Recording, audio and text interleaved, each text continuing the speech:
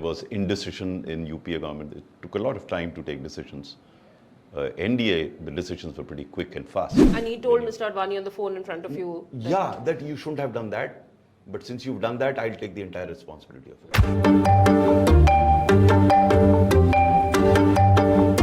A bureaucrat who has worked both in the UPA and the BJP government and was a person who found solutions to critical issues, heading the PMG in the cabinet secretariat when investment took a hit, coal secretary after the coal scam, education secretary, and also was the director of information and public relations when the Babri Masjid was demolished. All of which is in his new book, Encounters with Politician, releasing in January. Anil Swarup, thank you so much for talking to Brut. Pleasure to be here. We come to 2014. So we've had 3 years where no files were moving, scams were, the media was talking about scams, and enter Prime Minister Modi. Do you think that one of the things that he did when he came in was empower bureaucracy, listen to bureaucrats and secretaries around him? Oh yes, he interacted with the bureaucracy so intensively and he was so receptive to begin with. We used to have quarterly tea meetings with him, with all the secretaries sitting there, and they're free to air their view. And it was all the secretaries of the government of India would meet the Prime Minister and were free to speak to him about at an informal setting at his residence. Over, I would technically call it a cup of tea, but it was much more than a cup of tea. We had a great time then. Everyone spoke. Not only that, even during the meetings, he encouraged people to talk, officers to talk, and they did speak. And the government benefited out of it. See, here was a Prime Minister who realized the fact that each one of us was living in a silo. He set up secretaries groups where we were discussing issues well beyond our domain. And we came up with solutions. Many of them were adopted. We made presentations, fairly formal stroke informal setting, where everyone came up and spoke. So to begin with, it was absolutely amazing. It was incredible that it was happening. But it changed after some point. In my perception, it changed because after demonetization, something happened. What happened, I don't know. Why it happened, I don't know. But I did feel that the free communication that existed between us and the Prime Minister, free communication that existed in meetings, and this was evidenced by a very interesting tea session that we had, the usual tea session. I distinctly remember the protocol was that the cabinet secretaries spoke and then all secretaries spoke, one after the other. In this particular, after demonetization, I don't know how many months after that, we had cabinet secretaries speak up, and thereafter for almost a minute, no secretary spoke up. And the Prime Minister himself had to stand up and say, "Aap log bol kyun nahi rahe?"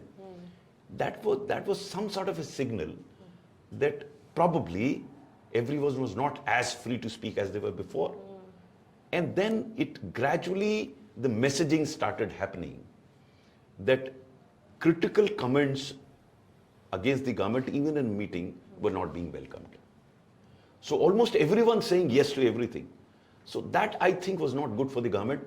For this very government, which did so wonderfully well in the first 2.5 years that they were there, so open, so receptive, so outgoing, and it gradually climbed up.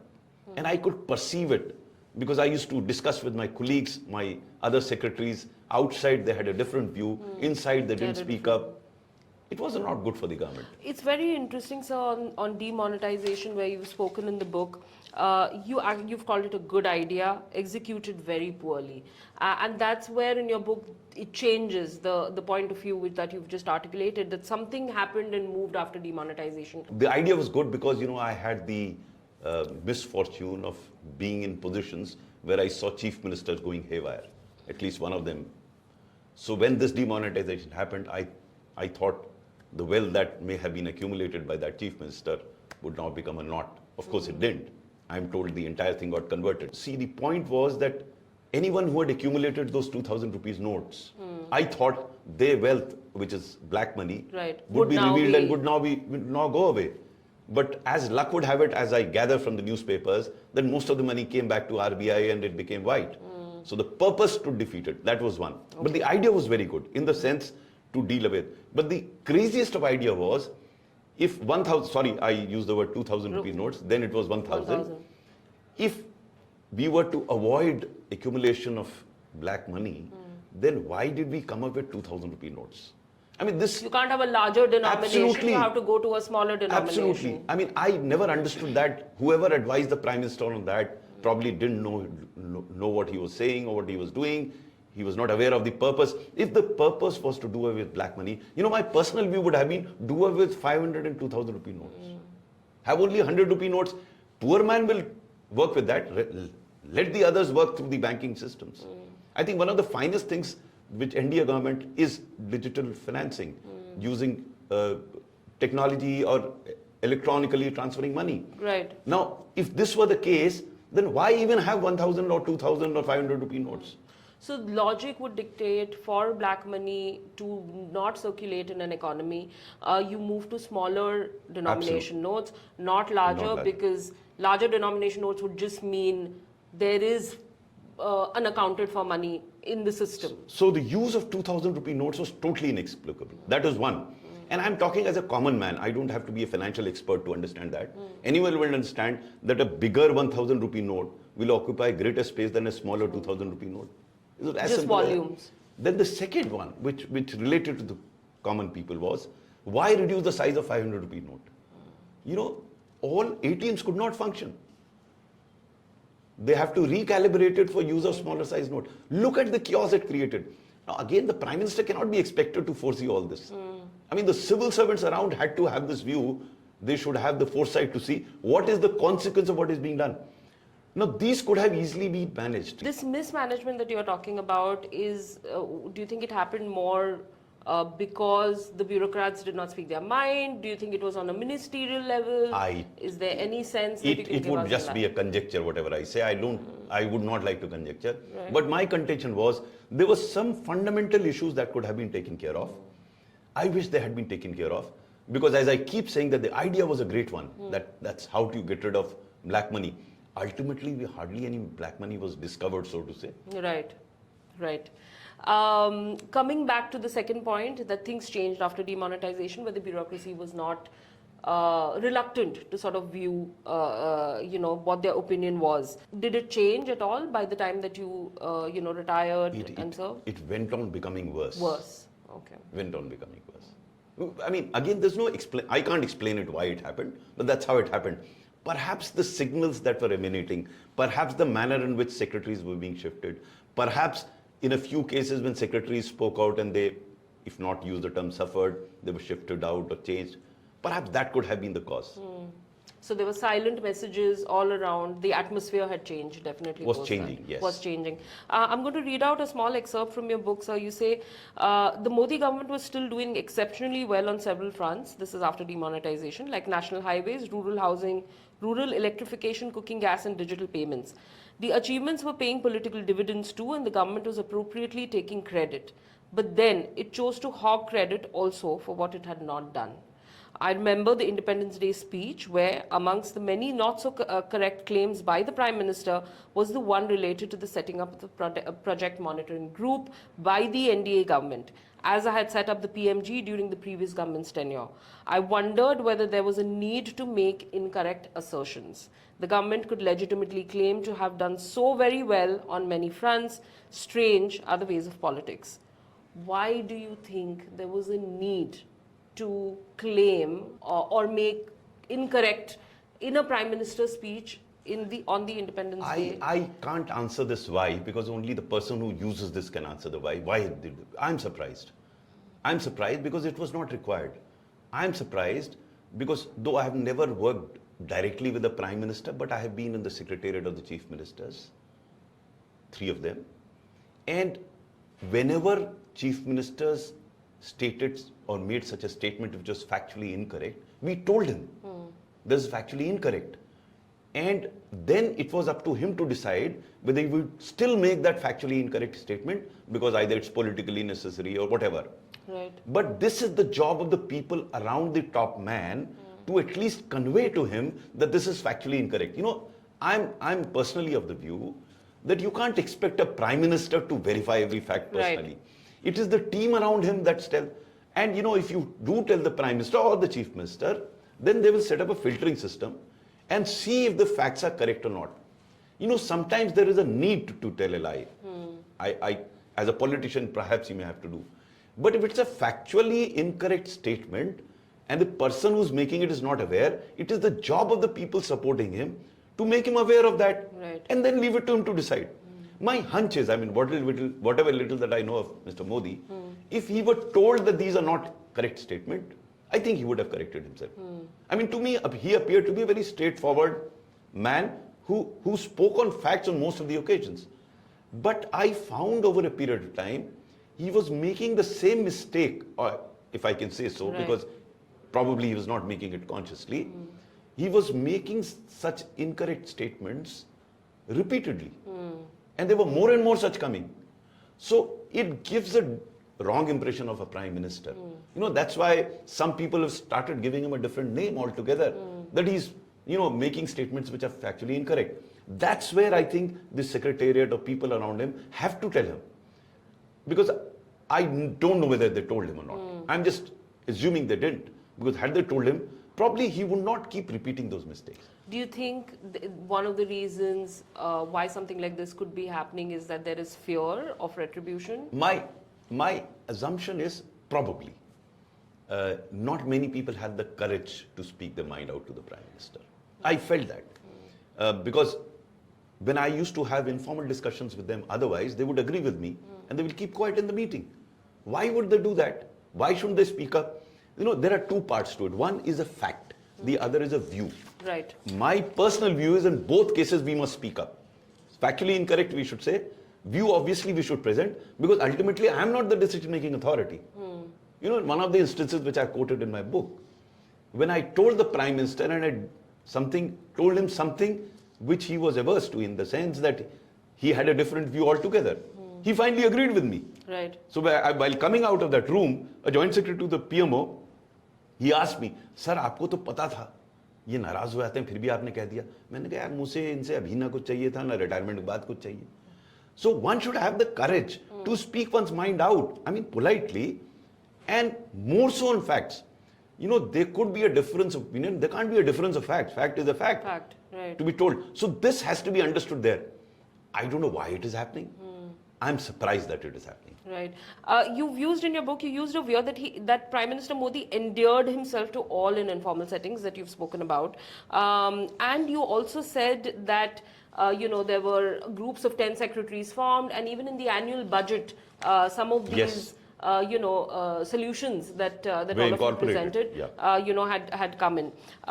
Who were the people who were also, in terms of the cabinet ministers at that point in time, helping the bureaucracy sort of, you know, move in this direction and were speaking their mind to Prime Minister Modi? You know, Arun Jaitley was a man apart. Late Arun Jaitley, I have a great regard for him. Man in his own polite manner would disagree with the Prime Minister, state whatever he had to, and the Prime Minister also had a great regard for him. He was the real troubleshooter for the government as far as I was concerned. Take for example coal. He was not my minister, coal minister. But he did most of the troubleshooting, interacting with the states, with the chief ministers, which were not part of NDA. A consensus builder. Consensus builder. So we had people like him who could do that. Then there was I mean, I did not have too many interactions with Sushma Swaraj, but I had a great regard for her. So articulate, so clear, so positive in her approach. I did have a meeting with her and I have written about it. But whatever I heard and saw, phenomenal. So you had these two absolutely phenomenal persons in the cabinet who were so good. And they had that calming influence, especially Arun Jaitley. I saw him on a number of occasions, a very calming influence on discussions. Right. Then you had brilliant people like Nitin Gadkari, who I rate as one of the finest ministers that you had. Even Mr. Piyush Goyal, very articulate, very persuasive, very effective, very hardworking. Right. But somehow he did not speak so much in front of the Prime Minister as the other three that I am mentioning spoke. So there were very, very bright ministers there. I had the occasion to work with Mr. Prakash Javadekar. I've written a lot. Right. One of the finest persons, very sharp mind. And he was also a leader who took everyone along. Hardly saw him lose his cool, you know. So you had these ministers, phenomenal ministers, and that's why the government did well. You worked in both the governments in critical positions. Was the working different? It was pretty different. UPA was totally different from what you have in India. where there was indecision in UPA government. It took a lot of time to take decisions. NDA, the decisions were pretty quick and fast. So this was the critical difference between them. The second difference was that in UPA, there were too many power centers. Ministers were totally on their own. And NDA was the other extreme, where almost everything got concentrated at the PMO. So that's how these two governments were totally different. So we'll start with Manmohan Singh. You give us a sense, to the viewers on what it was like interacting with him, and in particular, you've gone into detail on 54,000 crores worth of projects being stuck. Frankly speaking, I never worked with Dr. Manmohan Singh or interacted with him when he was Prime Minister. I never spoke to him directly. My only interaction with him personally when he was Deputy Chairman Planning Commission. This was in the 80s. Right. I was a young officer, and I had a great impression about him. An absolutely astute, sharp, perceptive person, a very kind person. That was my impression when I met him first. And later on, when I read about him as Finance Minister, he did a wonderful job. Everyone recognized him for that. I was a trifle disappointed the way he worked as a Prime Minister because I felt that he was not in control of things. That's why I said things were going haywire, and he appeared to be clueless in the sense, or he didn't know how to go about handling these ministers who were on their own. And as you mentioned about that 54,000 crore, it is an example how that the government was working. Because not only her, I think there were allegations against other ministers also.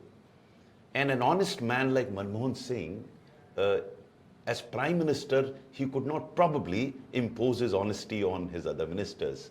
And why do you think that was? Why was there such a dichotomy? The reason is very simple. He, to my mind, wasn't a politician. He's a very fine person, a very accomplished economist, an expert, a very kind person, but not a politician. And politician requires other attributes. And that's why I keep saying that, to my mind, he wasn't really a leader in that sense, to be able to communicate with his team, to tell them what is going right and what is going wrong in his own way, get things corrected. He was good in his own way. I mean, he was individually outstanding. But to get the team going, you require those leadership skills which he lacked, which I think Modi does it so well. He's a leader par excellence. Right. So he gets things done.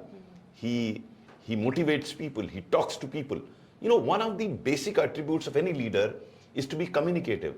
Communicative in the sense, be able to tell your team as to what you want, what is not done. The messages have to be very loud and clear.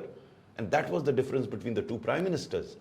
As I keep saying, Manmohan Singh was an outstanding expert, great person, but not very good at communication. He hardly communicated with his team. Or if he did, I am not aware.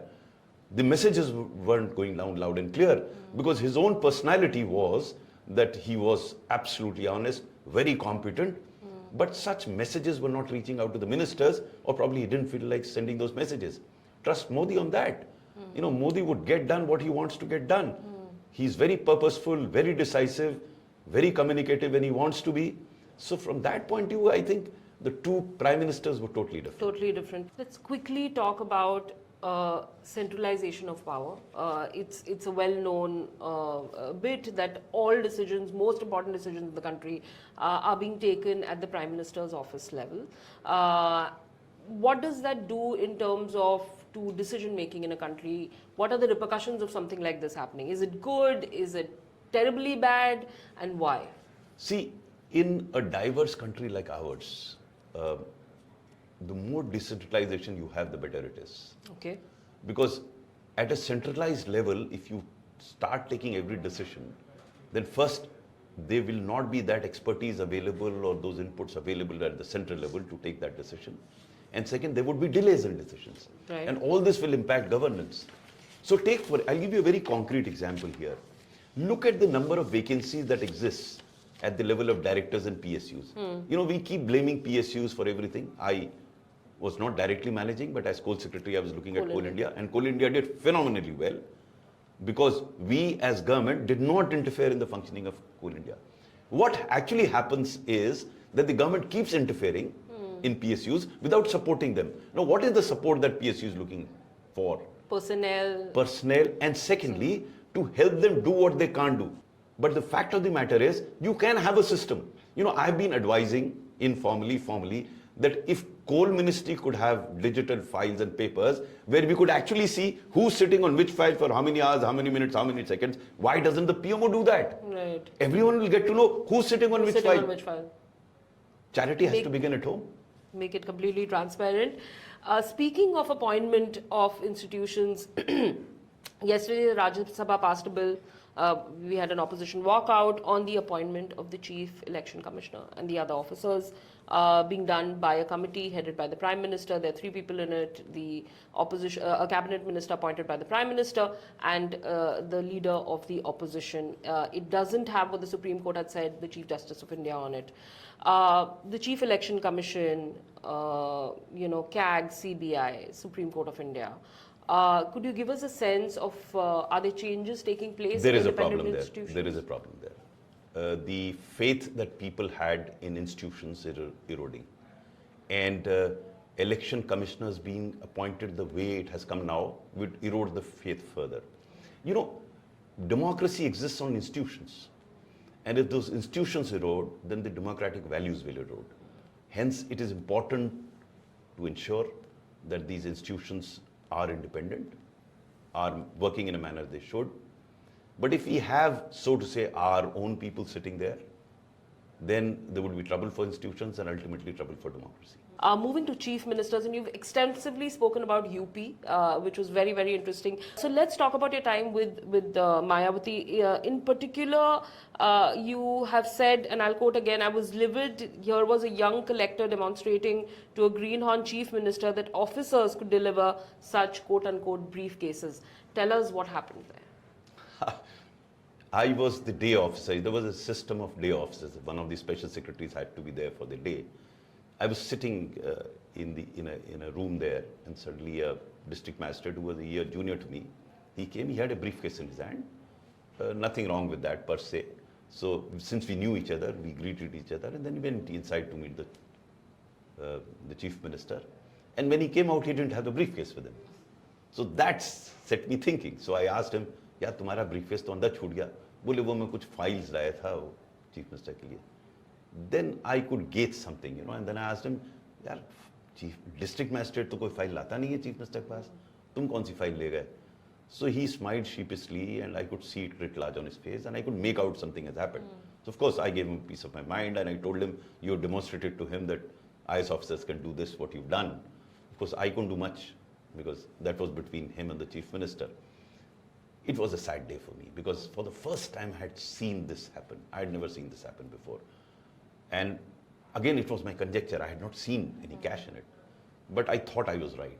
Going by the reaction of the district magistrate, I was very upset that day. Right. You were transferred out of the Mayawati government. You've spoken about transfers when you were IG of jails. That was very interesting. When Mayawati took over as the chief minister for the second time, I got a message that she wanted me to be in her secretariat again, which I didn't want to be because of the experience that I had had in the past. So I said a polite no. For some reason, she was very annoyed with me, and she transferred me, and she transferred me, and transferred me. I was transferred thrice in those 6 months, which is fair, I think. As I keep saying, I have written in my book also, a transfer is like death. A transfer, and it's natural for any human being. Right. You die. But fortunately for civil servants, you are reborn, you get posted somewhere else. So I wasn't really bothered. Reborn. Something very interesting happened there, what that you've written about, very unique. When you refused to appoint, as IG of jails, you refused to appoint certain inside people. That this was the time that you've said in Uttar Pradesh where there were more politicians in jails, or people who were in jail were becoming politicians. It was a different time, and you refused to appoint some key things, and you were transferred out. But the successor who came after you also refused. So it was very unique that there was a signal being given to the chief minister at that point in time that they will not be pushed, bureaucrats cannot be pushed to do something that they don't want to. What I wanted to ask you about is how difficult is it to stand that kind of pressure and maybe something unique like this happening? It's not difficult at all. In fact, if you're not expecting anything from the politician, it's not difficult. You're prepared to pay the price. So my predecessor had also said no. I was brought in without any due diligence about whether I'll be able to do that job. I was brought in, I also didn't do it. And when the third chap also refused, that's how bureaucracy has to be, you know. A wrong thing, if doesn't get done by any bureaucrat, it won't be done. It won't be done. If there are people available to do wrong things, then it will be done. Thereafter, I developed a reputation where no one had the courage to come and ask me for a wrong thing. So people ask me, were you under political pressure ever? No, I was never. What political pressure? I held very sensitive assignments, never under political pressure to do anything wrong, because the politicians are very perceptive, you know. They knew that I would not do a wrong thing. They would not keep me there in that assignment. If I'm there, they won't ask me for that. As simple as that. All right. Moving to Kalyan Singh, and you've spoken, you've said he was one of the most upright politicians you had worked with. Can you tell us a little bit of an anecdote from your time working with him? So there were many instances where he may have a point of view, but if you told him that is incorrect, he would say, no, it won't be done. So whether it was his son taking a vehicle of a CDO, when he was told that he's taken it, immediately he got it back. Or whether it was into transfers, when he was told that the transfers, there's a lot of money changing hands, he comes up with a system and he ensures that that system is followed. A secretary who doesn't follow that system is shifted. So you know, governance happens through signals. Right. Iqbal, what messages are you conveying? When the messages conveyed by the top man are for honesty, and civil servants, as he said, Kalyan Singh used to say, civil servants are like horses. It depends on the Ghursavar, the one who's riding the horse. Right. If he's straight, if he's good, he'll get the horse to do it. So Kalyan Singh was a man apart. You know, it's totally different. Right. And you were handling the press under him when the Babri Masjid came down, and you happened to be in the room when he got the information. For those of us who remember headlines, etc., Kalyan Singh's name was forever sort of it's joined with under him Babri Masjid being come down, and you've gone in quite detail and explained that. Let's start with that phone call. Let's start when you happened to be in the room with him when that information came that the car sevaks had brought down Babri Masjid. What transpired after that? He was shocked. He was so grief stricken. Something had hit him very hard. And then he spoke to Mr. Advani, who was on the spot, and he told him that I told you not to get these people around. He was sure that nothing will happen, but something happened. But still, he was against congregation of people at the. And he told Mr. Advani on the phone in front of you. That you shouldn't have done that. But since you've done that, I'll take the entire responsibility of it. And then he spoke to Mr. Bhairav Singh Shekhawat, who was the Chief Minister of Rajasthan. Same, long, he was just very angry with him. He told him, I told you not to get these people here, but you weren't listening to me. And I will take the entire responsibility what is happening. He was so distraught. I reflect on why he said what he said. People look at him differently, but I was there on the spot. I don't know what was behind it. Here was a chief minister who's trying to do good things in UP. And that is considered to be, that period of 91 to 92 was considered to be the golden period of the state. He's trying to do too many things. And he was getting away with doing so many things so well. So why would he want, he would have known that if this structure came down, his government will go. Right. Why would he want his government to go? So, that's my first intuitive reaction to what Kalyan Singh did. But what I saw of him was that here was a man who was so angry and very naturally angry at the structure coming down. Why? Because he was working towards a solution. And solution was exactly what the Supreme Court said so many years down the line. He was negotiating with groups, telling them that you can have your mosque at the site that you want. I'll give you all the land that you want for building it. But why do you want to take this structure, which is not a masjid technically with you, because you've not prayed there for 12 years. I remember his words, कि 12 साल आपने नमाज नहीं पढ़ी है यहाँ पे, तो अब ये मस्जिद तो है ही नहीं, तो आप किस बात के लिए लड़ाई लड़ रहे हैं? हमारी आस्था है, आप इसे मान लीजिए, हम आपको दूसरी जगह एक बना देंगे. He was very clear in his mind, and he was moving towards that solution. And I think when the structure came down, his dreams also came down shattering. He was not the same man thereafter. He was not the same man thereafter. Since we are on UP, we've spoken of two ministers, and we have to speak of Yogi Adityanath.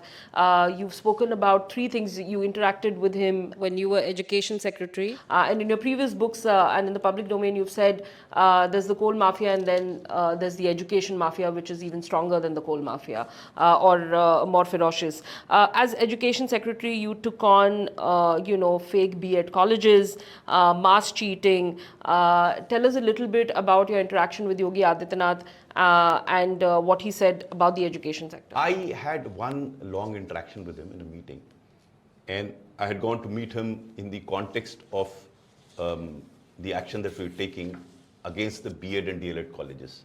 Of the mafias that you mentioned, and I also mentioned in my book, the most difficult of the mafias was B.Ed and D.Ed colleges, for the simple reason that they were training budding teachers. And out of the 16,000 colleges, I was informed that 4,000 do not exist. They're just on paper or maybe in a room, and they could give you a degree. Now look at the quality of education these teachers will impart with these so-called fraudulent or fraud degrees. So the chairman of the National Council for Teacher Education wanted to take them on, in the sense he wanted some information from them. We were under the impression that they have a lot of political backing, all these mafias of B.Ed and D.Ed colleges, which was a truth. So I decided that I'll go and meet the chief ministers. And I met a number of chief ministers in the country to brief them about the actions that we were taking. Okay. One of the chief ministers that I met was Mr. Yogi Adityanath, and I was very impressed with what his response. His response was in Hindi, chaste Hindi, and he told me, Anil ji, आप जो बात कह रहे हैं वो सही है, लेकिन समस्या बड़ी दुरूह है. It's a very difficult problem. पर मैं आपके साथ हूँ. आप सही कर रहे हैं, इसे कीजिए. This sort of a support we got from the entire country, from all chief ministers, irrespective of the political parties. In fact, we got political backing for that. The whole effort that we took failed because of judicial intervention, because the High Court stayed seeking out information from these B.Ed and D.Ed colleges about their existence, about their geographical location, about the staff that they had. Some information was sought on an affidavit so that we could nail them if they gave the wrong information. Right. They stayed against it. They issued notice to the chairman NCT, notice to me. The chairman NCT, a very, very fine IAS officer, he resigned from the service. It was one of my failures in my career. And a really big task that you had taken on. Yes. Your first interaction with Prime Minister Modi, you spoke your mind, and it was different from what he wanted to hear. You did that similarly with Kalyan Singh, with Mayawati, with so many other ministers that you spoke about. Is that something which we find in the bureaucracy far and between? I would not like to comment on what the bureaucracy is, but as far as I was concerned, I cultivated this bad habit. And I loved it, because that gave me enormous freedom. I could speak my mind out. I was not holding back anything. Many people ask me that post-retirement you are speaking. No, my friends. I spoke even before retirement. But on account of code of conduct, I was not speaking in public. But within meetings and on the files, I had this habit of expressing my point of view. And then, if I was overruled, and if this overruling was not against any law, I went whole hog with the decision of my boss. I then didn't question it. But before a decision was taken, I used to speak my mind out, and I loved it. I love it even now. Love it even now. My last request to you, sir, was you've written a beautiful poem that you had recited to Kalyan Singh in one of your interactions with him. Do you think you can recite it? Oh to yes, us? I remember that. Those lines I can't forget. समय रुका नहीं, हम क्यों ठहर गए? समय रुका नहीं, हम क्यों ठहर गए? अभी तो हम चले भी नहीं, फिर क्यों थक गए? उठो पथिक मत भ्रमित हो, धूमिल अंधियारे में, श्रेष्ठ वही जो घिरा नहीं हो क्षणिक निराशा में. जागो जगाओ मन मत बहलाओ, एक मसीहा तुम भी बन जाओ. एक मसीहा तुम भी बन जाओ. Thank you so much, Anil Swarup, for speaking to us. Thank you very much.